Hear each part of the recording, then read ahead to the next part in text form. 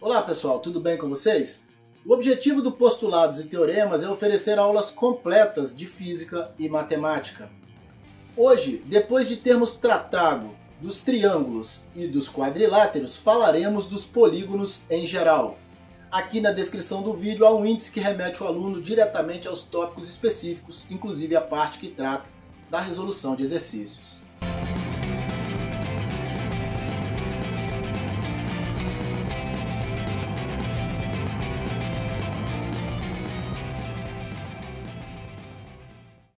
Bom, nós já falamos de triângulos e quadriláteros, agora vamos falar de polígonos de um modo geral. Começando pela definição de polígono. Dada uma sequência de pontos, com n maior ou igual a 3, todos distintos, onde 3 pontos consecutivos não são colineares, chama-se polígono a reunião dos segmentos A1, A2, A2, A3, AN-1, AN, AN, A1. Pois bem, dessa definição aqui a gente tira algumas coisas importantes. Primeiro, não existe polígono com menos de 3 lados. O polígono com 3 lados é o triângulo e todos os demais terão mais de 3 lados. É preciso também que pelo menos 3 pontos consecutivos não estejam alinhados, ou seja, não sejam colineares. A gente vai chamar de polígono, então, a reunião de todos esses segmentos, os segmentos que unem esses pontos que pertencem ao mesmo plano, essa sequência de pontos que pertencem ao mesmo plano. É o que está aqui, ó. Nós temos aqui os pontos A1, A2, A3, A4 e A5. A reunião desses segmentos que unem esses pontos, é chamado de polígono. Aqui também, aqui outro exemplo e aqui mais um exemplo. Todos esses são polígonos. Para n igual a 5, os dois casos abaixo não serão polígonos. Isso por quê? Nós temos 3 pontos aqui consecutivos que são colineares e, portanto, essa figura não representa um polígono. Também considerando um polígono de 5 lados, aqui também ó, eu tenho 3 pontos colineares e, portanto, essa figura não é um polígono de 5 lados. E1, E2, E3, E4 e E5 apresenta E1, E2 e E3 colineares. O mesmo acontecendo com F1, F2, F3 e F5, que apresenta F2, F3 e F4 colineares. E é por isso que eu não posso defini-los como polígonos. Vamos aos elementos dos polígonos. Considerando o polígono A1, A2, A3, AN-1, AN, temos os pontos A1, A2, A3, AN-1 e AN são os vértices do polígono. Os segmentos A1, A2, A2, A3, AN-1, AN, AN, A1 são os lados do polígono. E os ângulos A1, que é igual a AN, A1, A2, A2, que é igual a A1, A2, A3, AN, que é igual a AN-1, AN, A1, são os ângulos do polígono. Dois lados que têm um vértice comum ou uma extremidade comum são lados consecutivos. Dois lados não consecutivos não têm vértice ou extremidade comum. Dois ângulos de um polígono são consecutivos se tem um lado do polígono comum. Um polígono de n vértices possui n lados e n ângulos. Isso aqui é muito importante. Um polígono de 3 vértices tem 3 lados e 3 ângulos. Um polígono de 4 vértices tem 4 lados, 4 ângulos. A soma dos lados é o perímetro do polígono. Então, somando os lados do polígono, a gente obtém o seu perímetro. Para exemplificar tudo que foi dito aqui, vamos aqui desenhar um pentágono, ok? Aqui eu tenho os vértices A1, A2, A3, A4 e A5. Então, A1, A2, A3, A4 e A5, esses pontos são os vértices do polígono. A1, A2, A2, A3, A3, A4, A4, A5 e A5, A1 são os lados do polígono. Os ângulos A1, A2, A3, A4 e A5 são os ângulos desse polígono. Dois lados que têm vértice comum são consecutivos. Está aqui, ó. Se esse vértice é comum a esse lado e a esse lado, eu digo que esses lados são consecutivos. Dois lados não consecutivos não têm vértice comum. Disse isso no item anterior. Dois ângulos de um polígono são consecutivos se tem um lado do polígono comum. Observe que esse ângulo e esse ângulo têm um lado do polígono comum.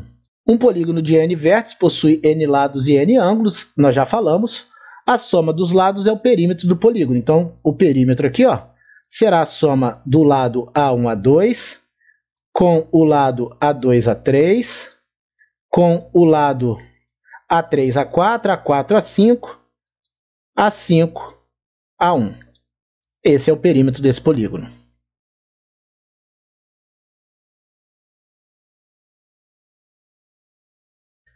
Polígono simples. Um polígono é simples se e somente se a interseção de quaisquer dois lados não consecutivos é vazia. Se a gente pegar no primeiro polígono os lados A1, A2 e A4, A5, a gente vai perceber que esses lados não são consecutivos e que a interseção entre eles é vazia e, portanto, esse é um polígono simples. Nós vamos observar que isso vai acontecer com todos os lados que não são consecutivos. O mesmo vai acontecer com o segundo polígono. Se nós pegarmos aqui o lado B1, B2, que não é consecutivo, por exemplo, ao lado B4, B5, a gente vai perceber também que não há interseção entre esses lados. E essa interseção também não vai ocorrer com lados que não sejam consecutivos desse polígono. E, portanto, os dois polígonos são chamados de polígonos simples. Agora, no terceiro polígono, observe que os lados C1, C3 e C2, C4 não são consecutivos, porém, eles têm na sua interseção o ponto C3 em comum. Portanto, esse polígono não é um polígono simples. Aqui nós temos o lado D1, D3 não consecutivo ao lado D2, D4. Porém, nós temos esse ponto comum aos dois lados não consecutivos e, portanto, esse polígono também não é um polígono simples. A gente diz que C1, C2, C3, C4, C5 não é um polígono simples. Na verdade, ele é um polígono complexo. D1, D2, D3, D4 e D5 também não é um polígono simples. E, além de ser complexo, ainda é entrelaçado.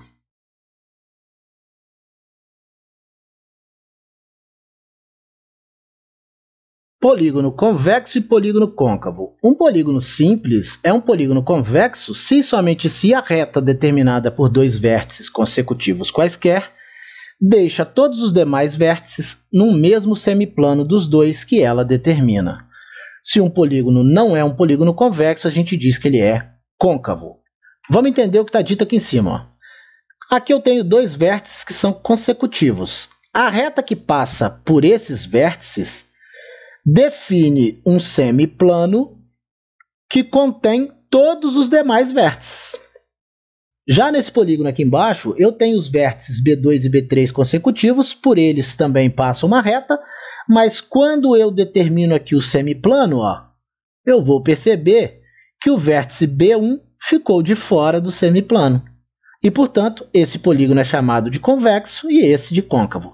Eu prefiro definir e diferenciar polígono convexo de côncavo da seguinte maneira. Se eu pegar quaisquer pontos internos de um polígono e o segmento de reta que os une estiver totalmente contido dentro do polígono, eu chamo esse polígono de convexo. Olha o que acontece no polígono de baixo. Se eu pegar esse ponto e uni-los com o segmento de reta, parte do segmento vai passar por fora do polígono, e por isso eu chamo esse polígono de côncavo. Eu prefiro identificar e diferenciar um do outro dessa forma. É por isso que A1, A2, A3, A4 e A5 é um polígono convexo, e B1, B2, B3, B4 e B5 é um polígono côncavo.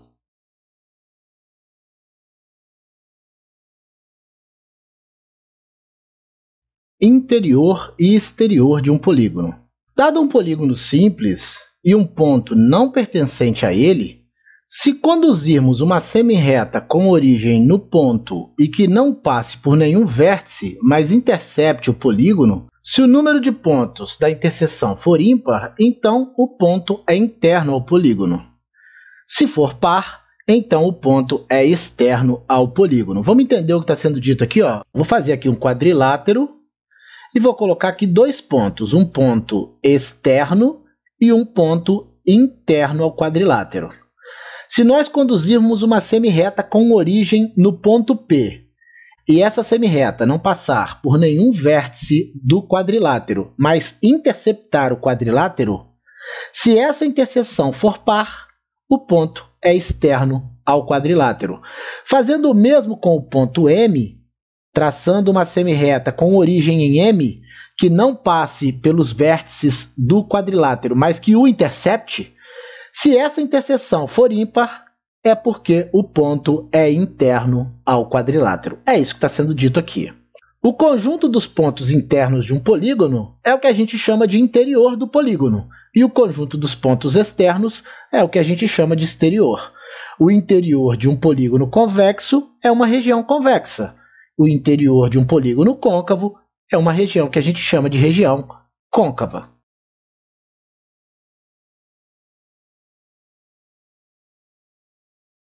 Superfície poligonal. A reunião de um polígono com seu interior é uma região poligonal ou superfície poligonal. Dito ainda de outro modo, o ente polígono corresponde ao que denominamos superfície poligonal ou região poligonal. Então, o ente polígono é a região interna do polígono, é a superfície poligonal. O contorno do polígono corresponde ao que chamamos de polígono. Então, nós temos a superfície poligonal, que é o ente polígono, e o contorno a gente chama de polígono. As conclusões práticas a que se chega com uma ou com outra orientação são as mesmas. Ou seja, independente do que a gente diz ser superfície poligonal, contorno do polígono, polígono ou ente polígono, o que é mesmo importante é saber a definição, as características e os elementos que definem os polígonos. Aqui nós temos uma superfície poligonal convexa e aqui uma superfície poligonal côncava. Eu já expliquei a diferença entre um polígono convexo e um polígono côncavo.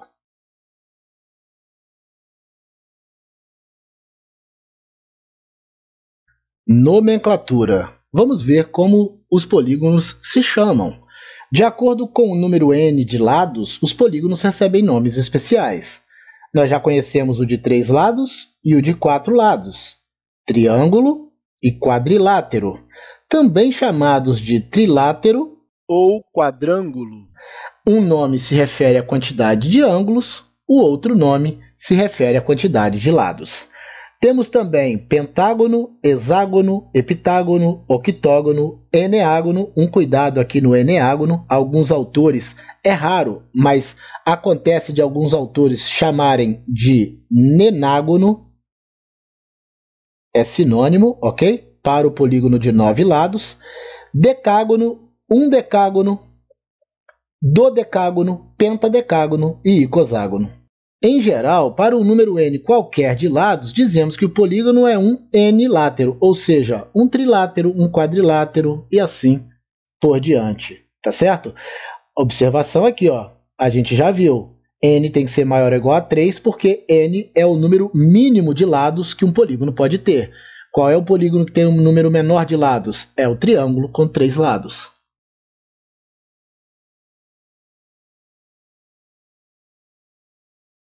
Diagonais de um polígono. Número d de diagonais de um polígono de n lados.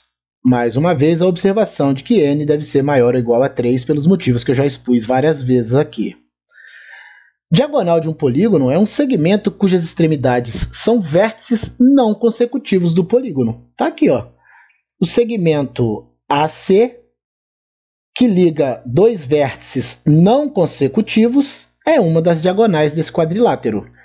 O mesmo vale para o segmento BD, que é um segmento que liga dois vértices não consecutivos e, portanto, é outra diagonal do quadrilátero. O mesmo acontece aqui, ó. Aqui nós temos um quadrilátero côncavo, né? 1, 2, 3, 4 lados. Esse é côncavo, não é isso? Então, aqui a diagonal BD liga dois vértices não consecutivos. A diagonal AC também liga dois vértices não consecutivos. O número d de diagonais de um polígono de n lados é dado por d igual a n vezes n menos 3 sobre 2. Pessoal, vamos fazer um teste aqui com o triângulo como exemplo, para a gente ver o número de diagonais de um triângulo? Então, o triângulo tem 3 lados. Então, 3 vezes 3 menos 3 sobre 2. 3 menos 3 é 0. E multiplicar 0 e depois dividir por qualquer número vai dar 0. Ou seja, o triângulo não tem diagonais. A gente sabe que o triângulo não tem diagonais porque ele não tem vértices que não são consecutivos. Tá certo? Então não tem como eu ligar dois vértices não consecutivos, porque isso não existe no triângulo.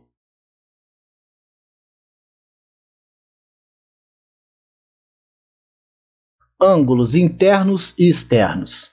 Soma dos ângulos internos de um polígono convexo.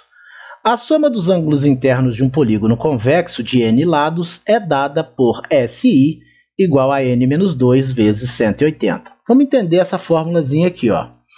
Nós vamos ver mais adiante que todo polígono pode ser decomposto em triângulos. E o número de triângulos no qual o polígono pode ser decomposto é exatamente igual a n-2, ao lado do polígono, menos 2 unidades. Vamos usar o quadrilátero aqui para a gente ver? Quantos lados tem um quadrilátero mesmo? 4 lados. E, portanto, eu posso decompor o quadrilátero em 2 triângulos. 1, 2. Exatamente n-2, 4 lados, menos 2. Se fosse um pentágono, eu teria 5 menos 2. Eu posso decompor o pentágono em 3 triângulos. Como cada triângulo tem a soma dos ângulos internos iguais a 180, então a soma dos ângulos internos do quadrilátero vai ser 360 graus. Vamos usar a formulazinha para ver se dá certo? SI será igual a 4 menos 2 vezes 180. 4 porque nós estamos falando do quadrilátero. Então, SI será 2 vezes 180, que vai dar 360 graus. Ok. Soma dos ângulos externos de um polígono convexo. Ângulo externo de um polígono convexo é um ângulo suplementar adjacente a um ângulo interno do polígono. Vamos aqui fazer um pentágono só para a gente ilustrar o que foi dito ali. Aqui eu tenho o ângulo interno do pentágono. Esse ângulo suplementar e adjacente ao ângulo interno é o que eu chamo de ângulo externo. A soma dos ângulos externos de um polígono convexo de n lados é sempre 360 graus. Independente de qual seja o polígono, a soma de todos os ângulos externos desse polígono será igual a 360 graus. Dito de outro modo, se eu somar E1, E2, E3, E4 e E5, eu vou obter 360 graus.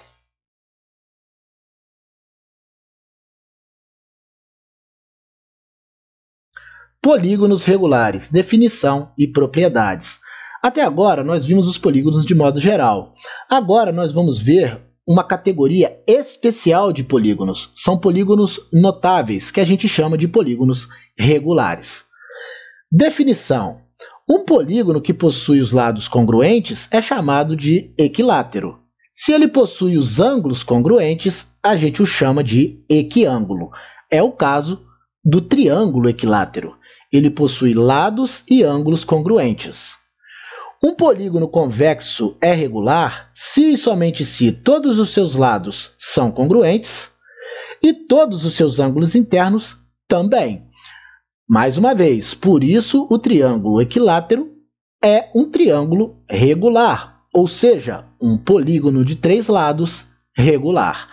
Assim, o triângulo equilátero é um triângulo regular e o quadrado é o quadrilátero regular.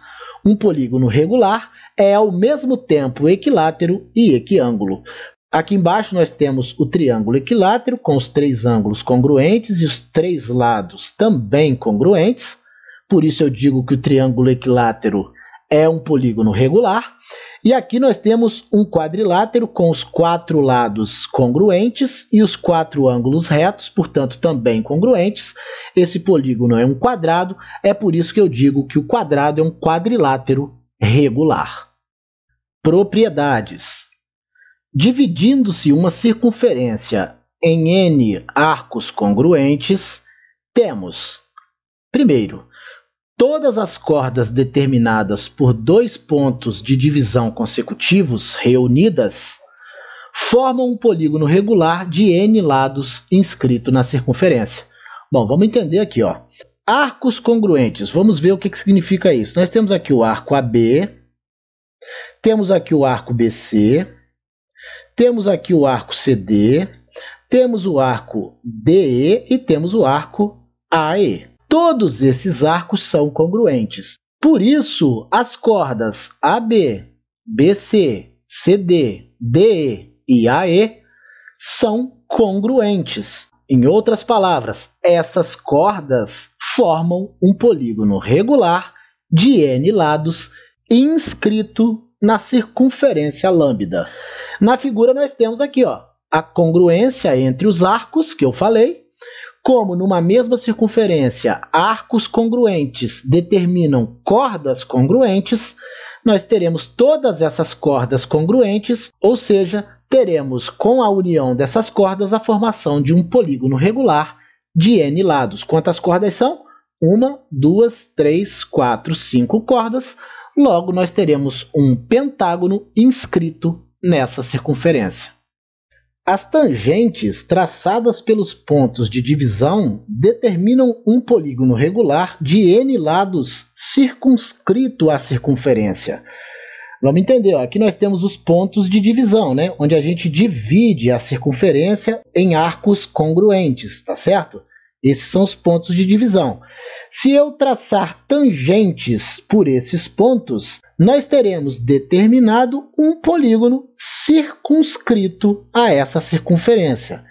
Dito ainda de outro modo, os triângulos A''B, B''C, C''D, D''E e A''E serão todos congruentes. Vamos assinalá-los aqui, Nós estamos falando desses triângulos aqui, que eu vou achurar aqui em azul, tá certo? Todos esses triângulos são triângulos congruentes. Tá aqui. São esses os triângulos que eu defini aqui. Logo, como esses triângulos são congruentes, os ângulos A', B', C', D' e E', aqui, A', B', C', D' e E' também serão congruentes por conta da semelhança desses triângulos. E por soma conveniente, nós teremos A', B' congruente a B', C', congruente a C', D', congruente a D', E', congruente a A', E'. 1, 2, 3, 4, 5 lados, portanto, trata-se de um pentágono regular circunscrito a essa circunferência. Olhando para a figura, o que está sendo dito é que A', B' é congruente a B', C', que é congruente a C', D', que é congruente a D', E', que é congruente a A', E'. E, portanto, trata-se de um pentágono regular, porque seus lados são congruentes e seus ângulos também, circunscrito a essa circunferência lambda.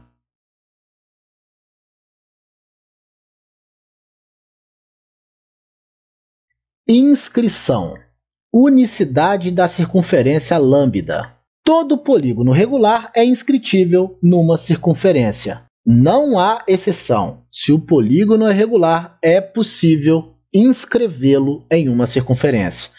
Como consequência disso, a gente também pode dizer que, dado um polígono regular, só há uma única circunferência que passa pelos seus vértices. Não há outra circunferência além da circunferência lambda que passe pelos vértices desse polígono regular.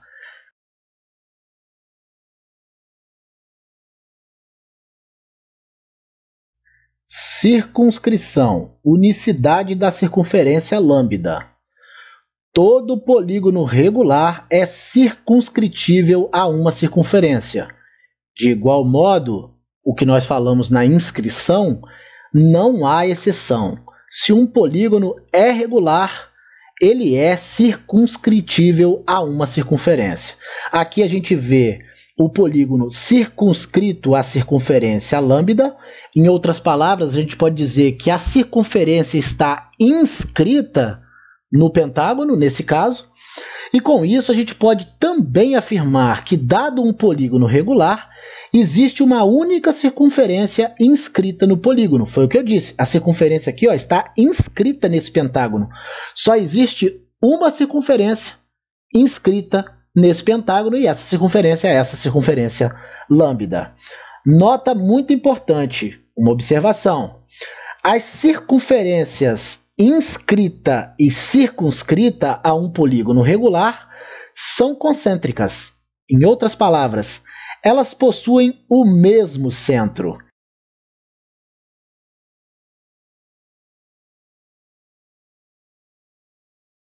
Expressões do ângulo interno AI e do ângulo externo AE de um polígono regular. Os ângulos internos de um polígono regular são congruentes. Nós já vimos isso. Ele tem todos os ângulos com a mesma medida. É equiângulo.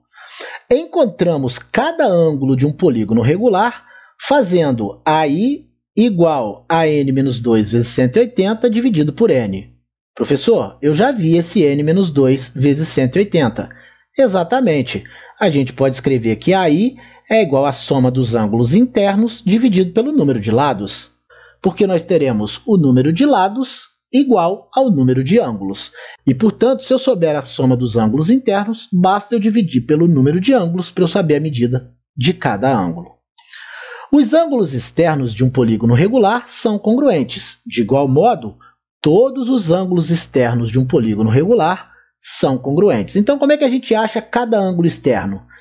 Fazendo a soma dos ângulos externos dividido pelo número de lados, que é o mesmo número de ângulos. Nós vimos em slides anteriores que a soma dos ângulos externos de um polígono regular é sempre 360 graus.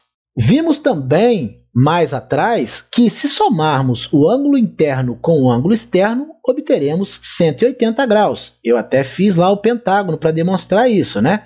Aqui é o ângulo interno, aí, e aqui é o ângulo adjacente suplementar, que é o ângulo externo. Se eu somar um com o outro, eu obtenho 180 graus. Uma outra observação importante. Muitas vezes, para calcular a medida do ângulo interno de um polígono regular, é mais fácil se obter, em primeiro lugar, a medida do ângulo externo e, pelo suplemento, encontrar a medida do ângulo interno. Exatamente, né? Se nós tivermos aqui a medida do ângulo externo de um polígono, a gente encontra a medida do ângulo interno facilmente. E por que é mais fácil se obter o ângulo externo primeiro? Porque qualquer que seja o polígono, a soma dos ângulos externos será 360. E aí basta eu dividir pelo número de lados que o polígono tem para obter o ângulo externo do polígono e, com isso, obter também o seu ângulo interno.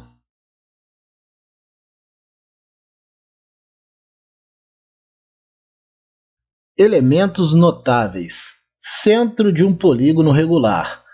O centro de um polígono regular é o centro comum das circunferências circunscrita e inscrita. Nós já vimos isso no slide anterior.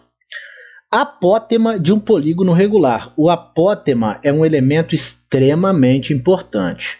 O apótema de um polígono regular é o segmento com uma extremidade no centro e outra no ponto médio de um lado.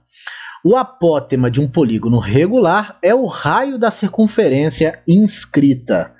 Então está aqui, ó, o raio da circunferência inscrita no polígono é o que eu chamo de apótema, tá certo? O centro do polígono regular é o centro comum das circunferências circunscrita e inscrita. Aqui, a circunferência inscrita foi chamada de lambda. Além disso, a gente tem aqui o ângulo interno desse polígono e aqui o ângulo externo desse polígono, além do ângulo concêntrico. É assim que a gente chama esse ângulo aqui.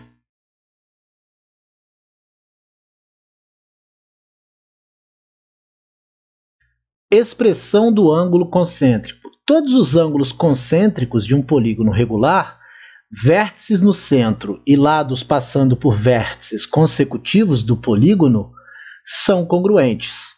Então, a medida de cada um deles é dada por AC igual a 360 dividido por n. Como o ângulo central da circunferência mede 360, para eu achar cada ângulo concêntrico de um polígono, basta dividir o ângulo central da circunferência pelo número de lados que o polígono tem.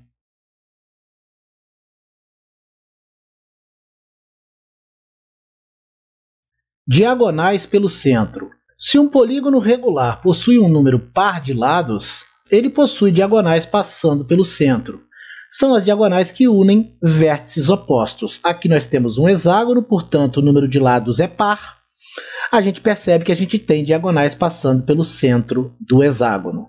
Essas diagonais são as diagonais que ligam exatamente os vértices opostos. Muito cuidado aqui, nós não estamos dizendo que todas as diagonais passam pelo centro, mas que o polígono terá diagonais passando pelo seu centro.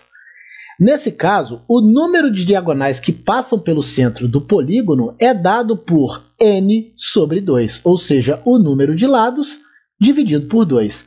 Essa é a quantidade de diagonais que passa pelo centro desse polígono. Como n é igual a 6, 6 dividido por 2, 3. Exatamente as 3 diagonais que a gente visualiza na figura.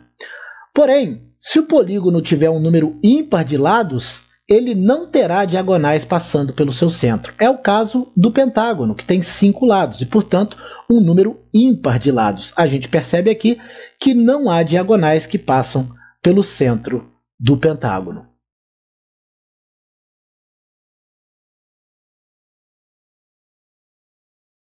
Cálculo do lado e do apótema dos polígonos regulares. A gente vai indicar por LN a medida do lado do polígono regular de n lados e por AN a medida do apótema do polígono regular de n lados.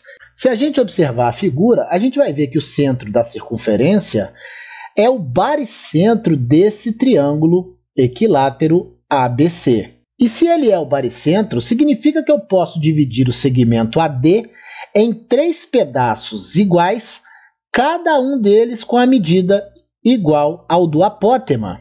Nós temos um pedaço aqui e outro aqui. Ou seja, eu tenho 2 pedaços do baricentro até o vértice A e um pedaço do baricentro até o ponto D. Pois bem, com isso eu posso afirmar que o segmento OD é metade do segmento AO. Afinal de contas, eu tenho 2 apótemas aqui em cima e um aqui embaixo.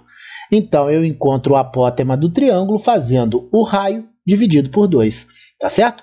Por quê? Porque a medida de O até A é o raio dessa circunferência. Se OD é metade de AO, eu tenho o apótema igual ao raio dividido por 2. Bem, aqui, além disso, eu vejo também um triângulo retângulo, né?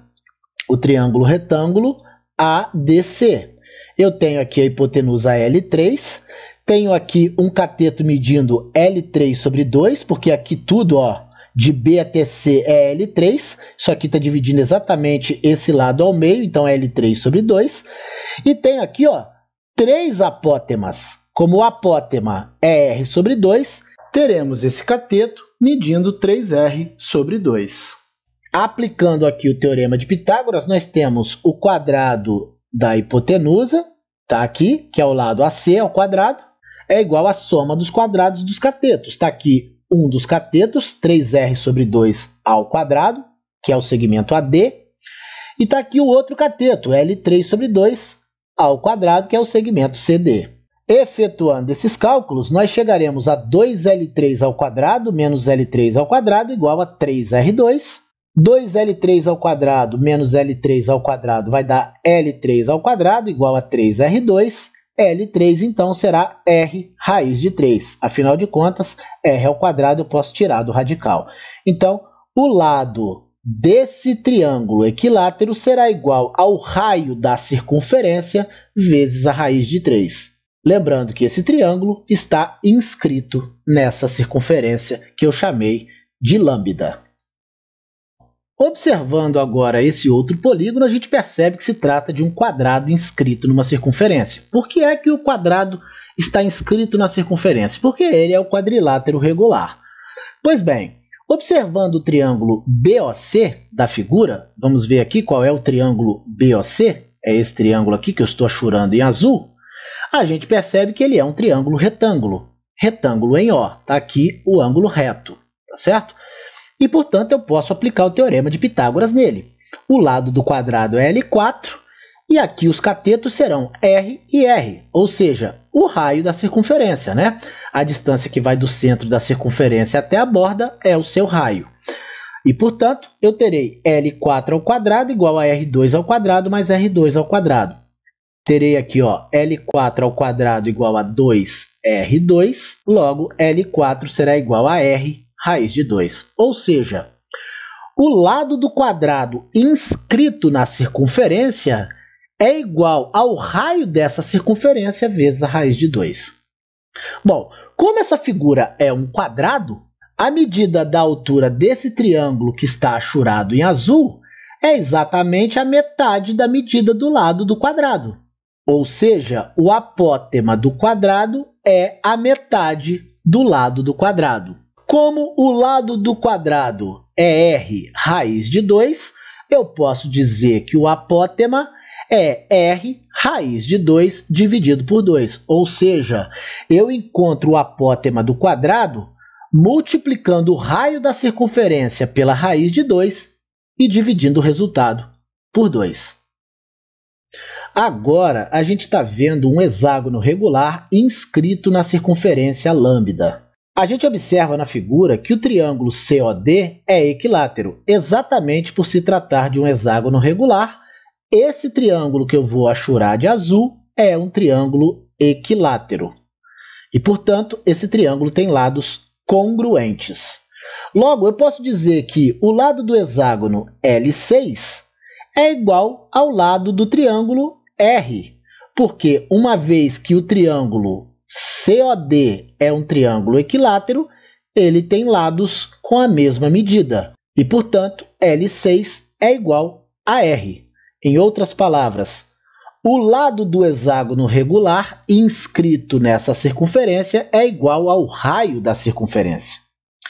Como A6 está aqui, ó, A6 é a altura desse triângulo equilátero, está aqui, ó, A6 é a medida da altura do triângulo equilátero, o apótema do hexágono regular inscrito na circunferência será A6 igual a R raiz de 3 sobre 2. Isso porque a gente sabe que a altura de um triângulo equilátero é o lado do triângulo equilátero vezes a raiz de 3 sobre 2.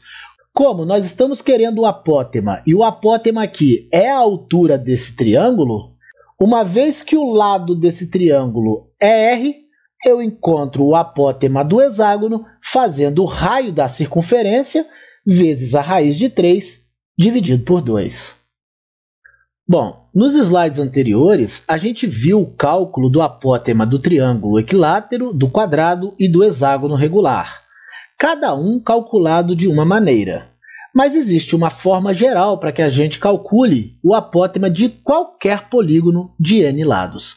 É exatamente essa equação que está aqui. A n é igual a meio vezes a raiz quadrada de 4r2 menos ln ao quadrado, onde r, a gente já sabe, é o raio da circunferência e ln é o lado do polígono regular. Também é possível deduzirmos uma expressão que nos fornece L2n em função de ln e r. Vamos ver o que significa isso aqui. Primeiro, vamos ver aqui a expressão, né? L2n é igual a raiz quadrada de r vezes 2r menos a raiz quadrada de 4r2 menos ln2. A expressão L2n nos indica que, sabendo o valor de L6, por exemplo, ou seja, do lado do hexágono, a gente pode obter o de L12, ou seja, o lado do dodecágono, usando exatamente essa expressão. Sabendo L12, a gente pode calcular L24. E sabendo L24, podemos calcular L48. Isso vale para qualquer polígono. Por exemplo, se eu souber a medida do lado de um triângulo, eu posso usar essa expressão para encontrar a medida do lado do hexágono, que é 2 vezes o número de lados do triângulo. Se eu souber a medida do lado de um quadrilátero, eu posso usar essa expressão para encontrar o lado de um octógono, uma vez que o octógono tem 2 vezes o número de lados do quadrilátero.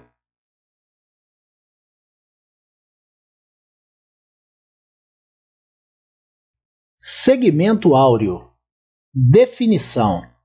X é a medida do segmento áureo de um segmento de medida A, se e somente se essa relação for válida, qual seja, x está para A, assim como A menos x está para x. A razão x sobre A é dita áurea, e x é também a medida do segmento maior da seção áurea do segmento de medida A.